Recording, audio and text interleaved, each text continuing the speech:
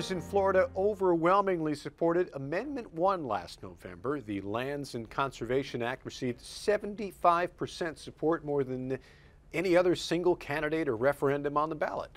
But this hour's newsmaker says it's up to state lawmakers to make sure that money is allocated and distributed properly. Representative Mark Pafford hails from District 68 in Palm Beach County. He is the State House's Democratic Minority Leader. Welcome, Representative Pafford. Great to have you. I've never hailed from anywhere, so this is already a great interview. Well, let's talk about the amendment, Sure. which Floridians overwhelmingly supported, Amendment 1, the funding for water and land conservation. What exactly will it do, for those who don't know? Well, you know, the amendment was designed to conserve land. I mean, it's really quite simple, actually. Perhaps manage some areas that we have.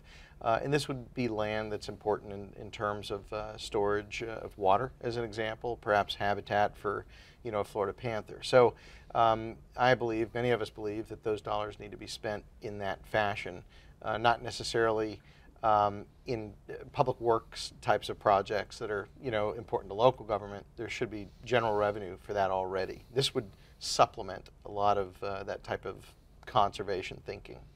Well, Governor Scott has set aside about $750 million, but is that enough to accomplish what you need to preserve lands, to restore the Everglades, to do all these things that Amendment 1 aims to do? No, I don't think it's going to be enough immediately. I think what you have to look at, you know, is the long term, and we need to begin making decisions, I think, that are important. You know, sometimes conservation, the idea that shouldn't be that you're losing revenue because you can't make $1 on an acre. Sometimes conservation is important merely for conservation, you know, for preserving ecosystems, for restoring an Everglades, for having clean water that, you know, doesn't have a tremendous amount of phosphorus load. Those are very, very important things.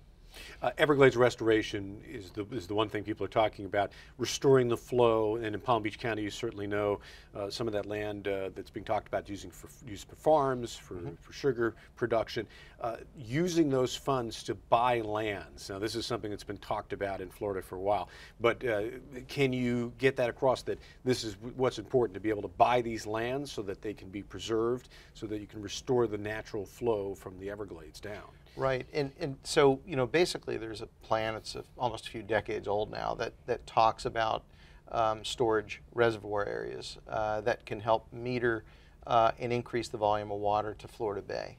And so this is the type of thinking, this planning, these ideas about projects that hold water, they've been there forever. What we need to do as a state is begin to use this new funding source for perhaps bonding, for doing some projects that are bold, to complete some ideas that actually will help restore the Everglades. And you know, getting that flow south is critically important. The two areas that are being used currently are constructed, the C-43 and 44 projects, they're east and west of the lake. They were basically meant to clean basins from septic type of situations.